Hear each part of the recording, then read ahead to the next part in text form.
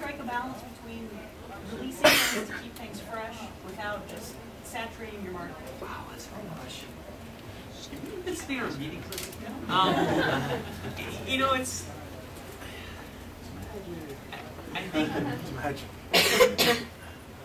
saturated. I mean, it's a tough balance. I mean, we really talk about this a lot. I mean, it's been on our minds a long time, and I think part of it is to not go into huge depth on stuff. I mean, I think it's one reason our products are like 32 and 64 pages.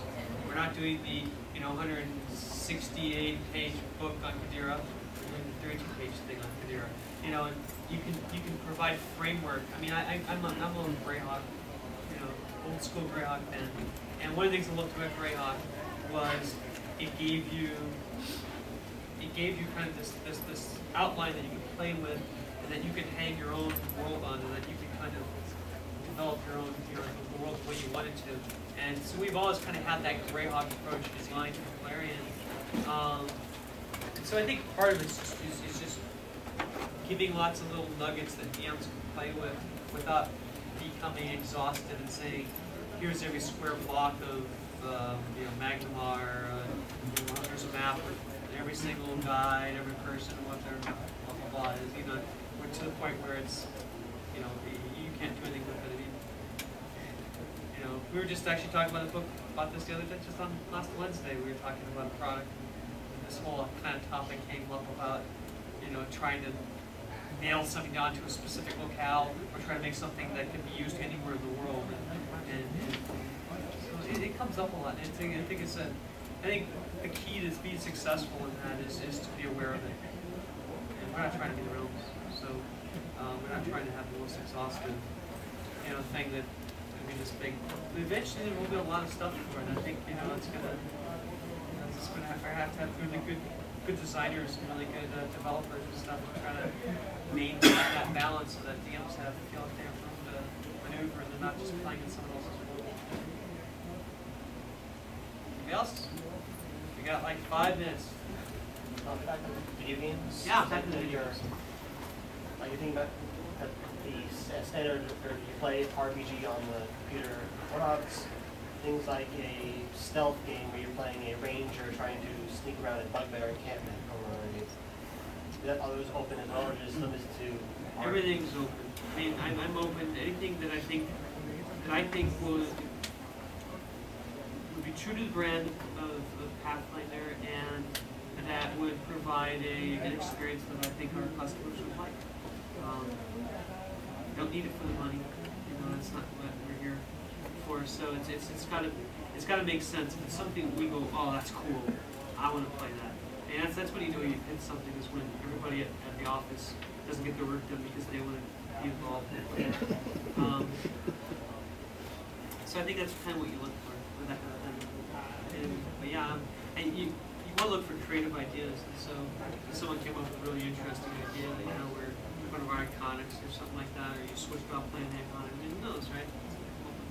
Well, there are lots of countries. What is the feel of Pathfinder? Like each one seems to have its own little, is there an overall feel you would describe, or? I'm not sure I'd be the best person at. If I went to James Jacobs or Wes or any of the editorial staff, and I asked them what that is, think about James, you're back here. So what's the feel of Pathfinder? Well, I think we were very clear.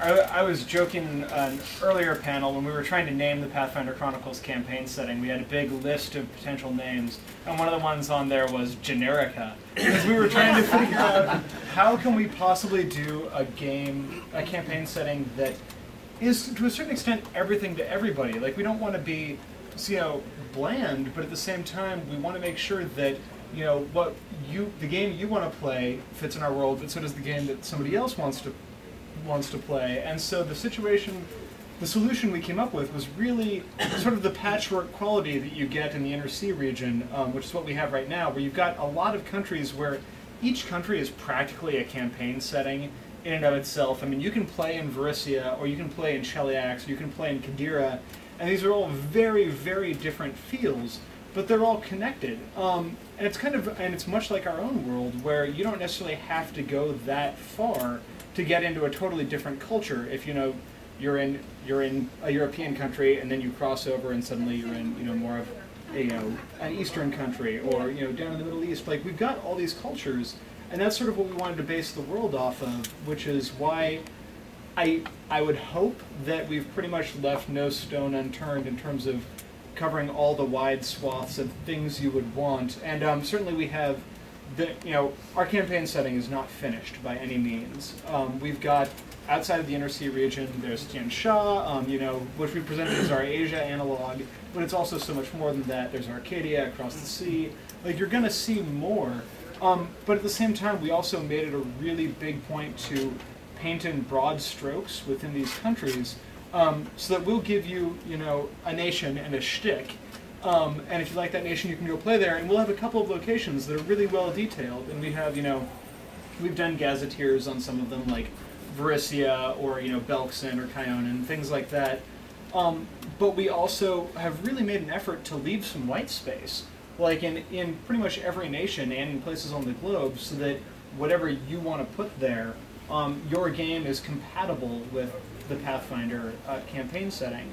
And that, I think, is one of the ideals that we held highest during this thing. So, and I'd kind of say there's a little bit of everything. We made sure that, because we certainly looked to the past, like all of us were inspired by, Dark Sun and Planescape and Dragonlance and all the great campaign settings that have come before, and really wanting to capture a lot of those amazing flavors and hopefully build some new ones. So everything to everybody, but in a way that does not come across as bland. So it's the melting pot of high fantasy? It really is, yeah. And not even just high fantasy. We've got the little pockets of, if you want to play, like, we've got in Numeria, if you really want robots and barbarians, you can have that without invalidating the game of somebody who's wants devils and knights down in Cheliax. Like, they really can all exist in the same world. We can't all just get along. So hopefully it's working for people. Yeah. Well, I think I gotta go because I got 2 minutes to get up for the interaction.